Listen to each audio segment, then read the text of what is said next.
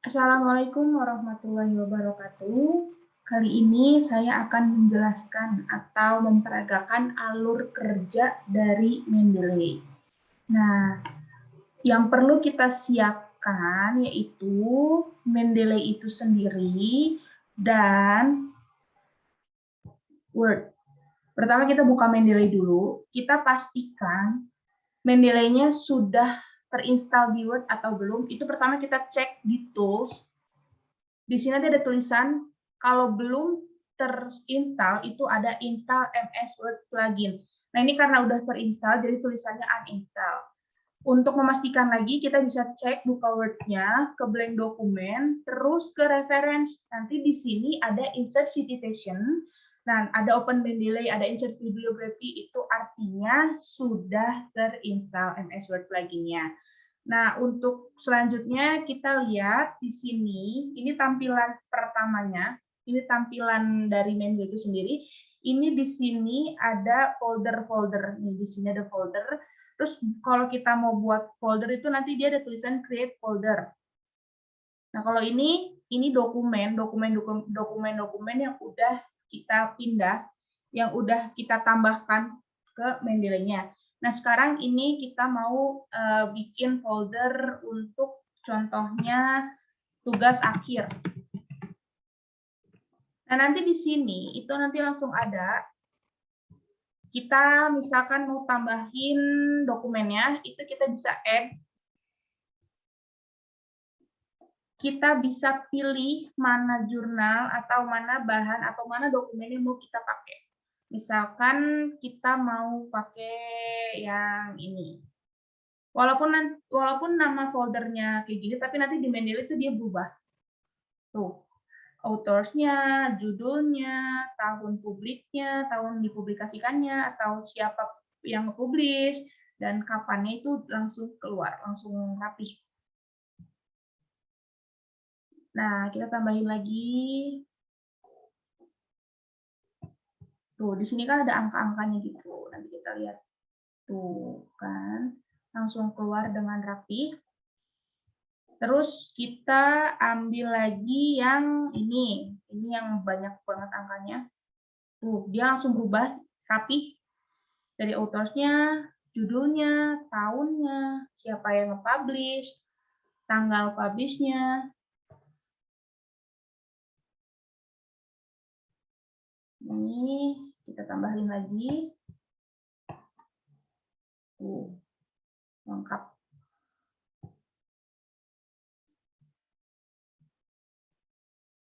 Kita tambahin lagi. Nih, kita misalkan mau nambahin. Kok di sini namanya ternyata angka semua ya. Coba kita buka di Mendeley. Tuh, langsung kan berubah dia. Nah, setelah menambahkan dokumen, kita bisa lihat dulu nih, mana dokumen yang mau kita ambil. Misalkan aku mau ngambil ini. Nah, setelah itu kita sesuaikan atau metadata. Jadi metadata itu kita menyesuaikan identitas dokumen. Kita bisa lihat di sini judulnya sama. Judulnya sama nih. Studi Financial Statement Fraud pada perbankan yang terdaftar di Bursa Efek Indonesia. Terus kita lihat authors-nya, penulisnya siapa? Ari, Winda, Yulia, dan Basuki. Ini kita balik. Jadi Basuki, A, Yulia.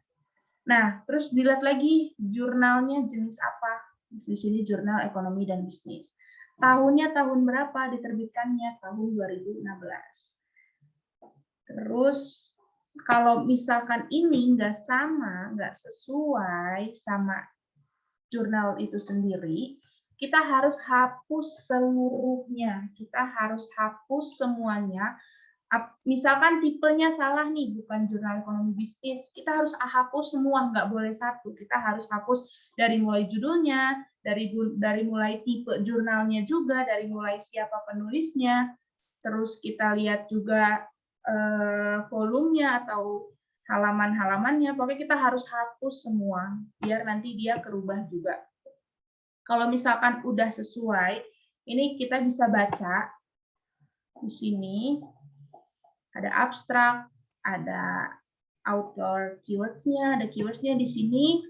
Keyword-nya itu kebutuhan keuangan pribadi, pemantauan tidak efektif, penipuan laporan keuangan, sasaran keuangan, stabilitas keuangan, tekanan eksternal. Ini kita lihat di keywords di sini. Financial stability, external pressures, financial target, personal financial need, dan lain-lain. Sesuai kan? Terus kita di sini misalkan mau nambahin notes, mau nambahin highlight atau catatan. Ini kita ke sini ke notes. Tuh, untuk klik kita bagian apa di sini. Misalkan aku jurnal ini dipakai sebagai latar belakang, kita bisa tulis sebagai latar belakang. Nah, sekarang kita coba menulis. Kita coba menulis atau parafrase. Misalkan kita di sini mau ambil yang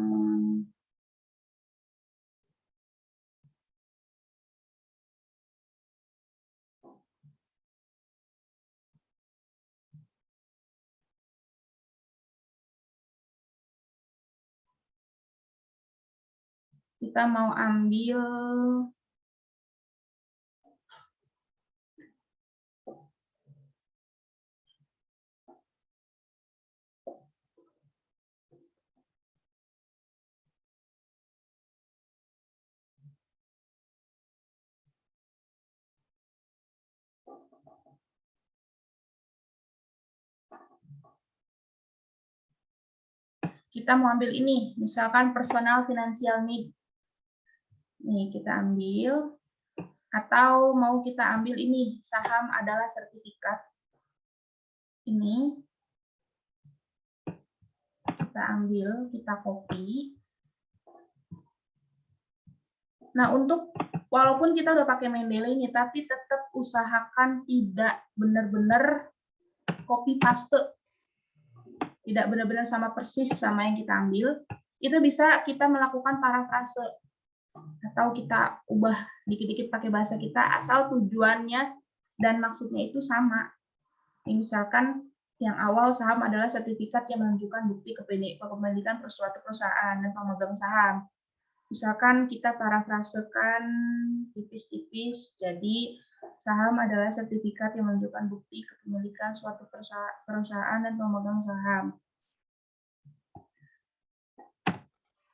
Di sini kita tambahkan saham juga merupakan bukti. Saham juga dapat dijadikan sebagai bukti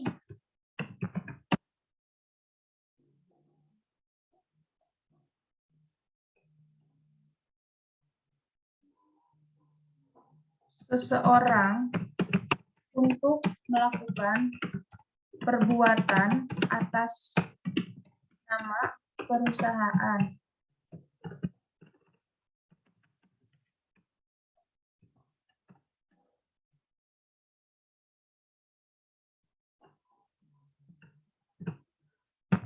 Kondisi di mana sebagian saham dimiliki oleh manajer, direktur, maupun komisaris perusahaan secara otomatis akan mempengaruhi finansial perusahaan secara tidak langsung.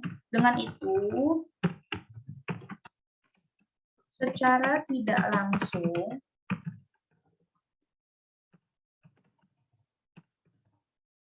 tindakan yang dilakukan oleh pemegang saham sangat mempengaruhi kehidupan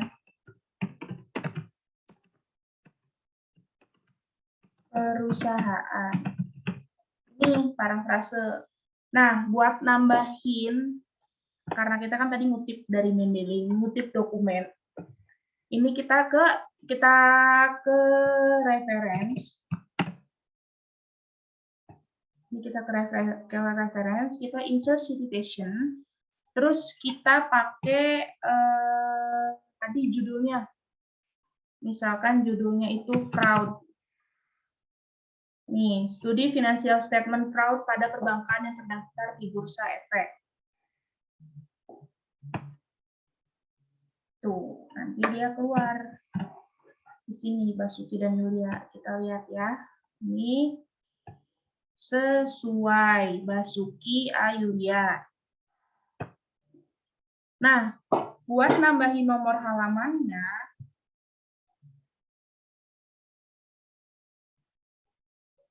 itu kita bisa klik ini ke edit citation. Kita klik namanya, kita masukkan halamannya, misalkan halaman 20. Tuh, jadi halaman 20. Nah, untuk kutipannya itu, kita harus sesuaikan dengan stylenya. Misalkan kalau Universitas Pasundan itu menggunakan American Psychological Associations yang edisi ke-7. Ini udah sesuai stylenya. Nah, setelah itu kita coba membuat daftar pustaka. Untuk menambahkan daftar pustaka, kita bisa insert bibliografi. Tuh kan, jadi langsung keluar dari sini, Basuki dan Yulia 2016. Nih, langsung keluar di sini. Ini namanya daftar pustaka. Caranya gampang tadi ya, daftar pustaka itu kita insert bibliografi.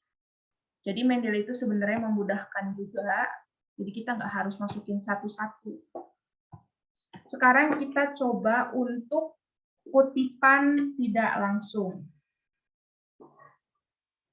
Atau kutipan langsung, tadi kalau kutipan tidak langsung kan parafrase ini.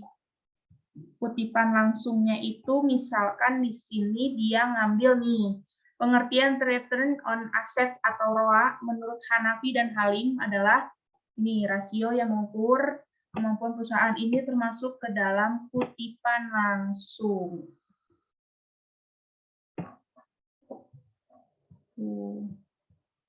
Ini termasuk kutipan langsung. Kalau yang tadi kita parafrasekan itu kutipan tidak langsung yang sudah kita parafrase. Jadi tujuannya itu agar kita tidak melakukan plagiarisme meskipun di sini kita sudah masukkan catatan kaki atau kita sudah masukkan penulis dari jurnal yang kita ambil, tapi tetap kita harus menghindari yang namanya plagiarisme itu dengan cara parafrase.